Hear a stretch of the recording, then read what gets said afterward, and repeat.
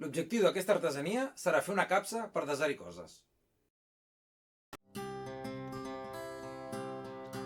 El primer que faré és desmuntar aquest palet per obtenir material, però no m'entretindré ensenyant-vos com ho faig. Per això ja hi ha un vídeo on ensenyo com desmuntar un palet. Us deixo l'enllaç aquí dalt per si el voleu veure. De les fustes que tenim n'escollirem una que estigui tota ella en bones condicions, donat que algunes s'han esquerdat o trencat en el procés de desmuntar el palet. El llistó escollit fa 120 cm de llarg, per uns 8,2 cm d'ample. El tallarem en 3 trossos iguals. Com sempre, primer farem una guia amb la serra perquè el tall no se'ns desviï. I a més serrarem fins al final de la guia, per evitar que s'estigui la fusta, sinó que ho farem primer en una direcció i després en l'altra. Després ho polirem bé amb la llima i el paper de vidre.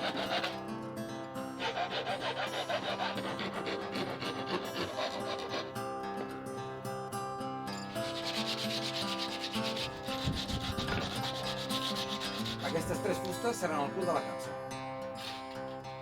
Agafarem un altre dels llistons de fusta que hem tret del palet i el tornarem a tallar en 3 trossos. I n'agafarem 2 per començar a fer les parets laterals de la capsa. També les polirem amb la llima i el paper de vidre.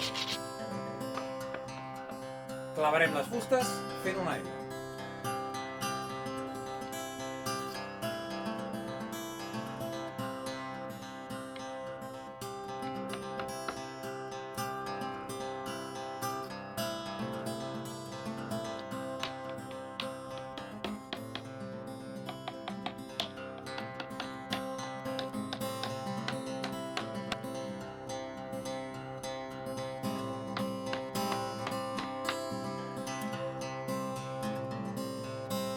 Amb la tercera fusta que ens ha sortit del llistó del palet, farem les 2 fustes de les parets laterals dels costats curts. Serrem la fusta per la meitat, mantenint la llargada, i polirem les 2 fustes que no tindrem.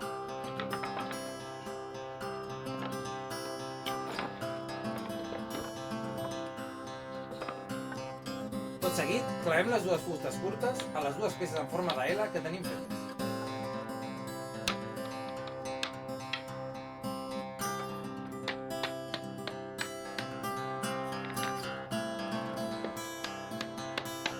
Finalment li col·locarem la fusta que ens falta al cul de la capsa. Amb l'ajuda de la llima rectificarem on faci falta perquè la fusta entri bé i després la clavarem a les 2 fustes curtes. Amb aquests 2 llistons extrets del palet farem 2 laterals llargs i 3 de curts. Evidentment tot ho polirem amb la llima i amb el paper de vidre.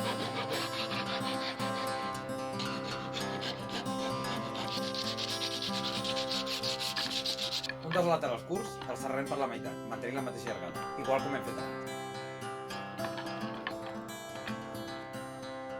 Ara farem les nanses de la capsa.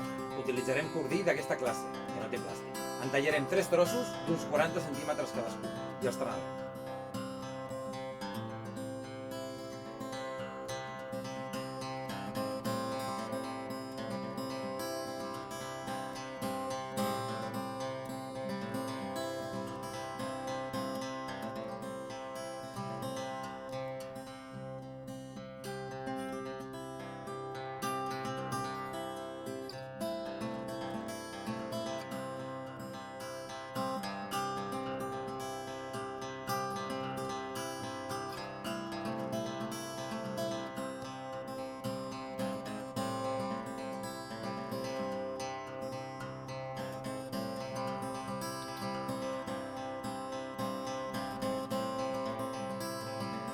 Després ho passarem pel foc per tal de cremar-hi els filaments que sobresurten.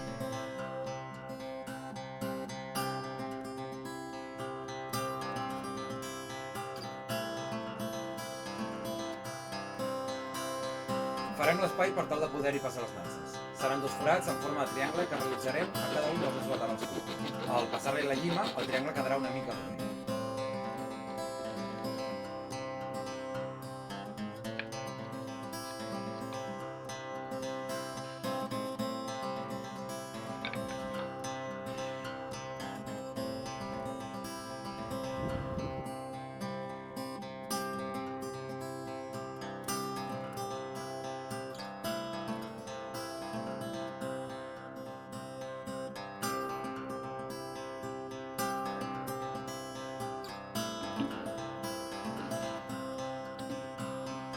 Com podem veure, els laterals curts han quedat uns mil·límetres més baixos que els llargs i de manera irregular. Això degut a la irregularitat de les mateixes fustes utilitzades i del fet que en serrats laterals pel mig hi ha hagut una pèrdua d'amplada. Farem 2 llistonets per tal de dissimular aquestes imperfeccions i reforçar la unió entre els laterals. Aprofitarem aquest tros que ens ha sobrat d'una de les fustes utilitzades abans per fer els laterals per fer els 2 llistonets que necessitem.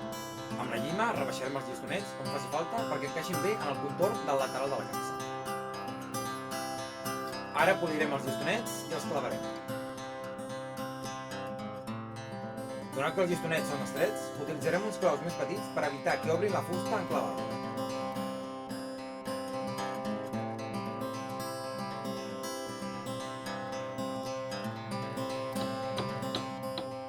Li farem una divisió interna a la capsa. Mesurarem l'interior i ho calcularem amb 2 o 3 mil·límetres més, atès que el serrar sempre es perd una mica, i com ens interessa que les fustes entrin justes, si fes falta ja ho aniríem reduint amb la llima. Utilitzarem aquesta fusta que vam treure del palet, que és més estreta que les que hem utilitzat per la capsa en si.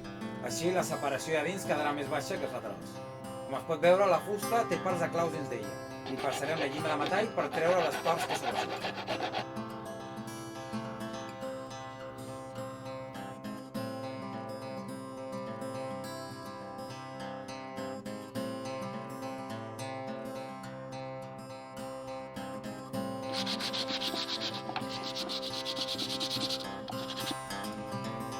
Col·locarem les fustes més o menys al mig de la capsa i les clavarem des dels laterals llargs.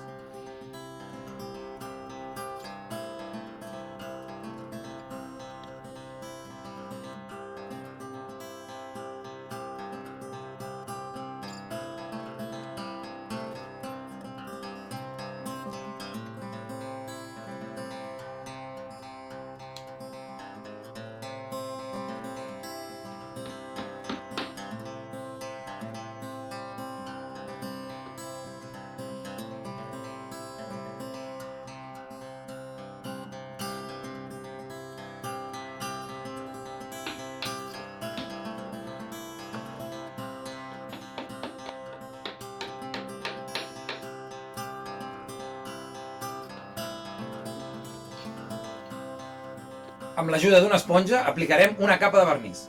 L'escamparem bé per tota la capsa per assegurar-nos que et creixi una coloració uniforme.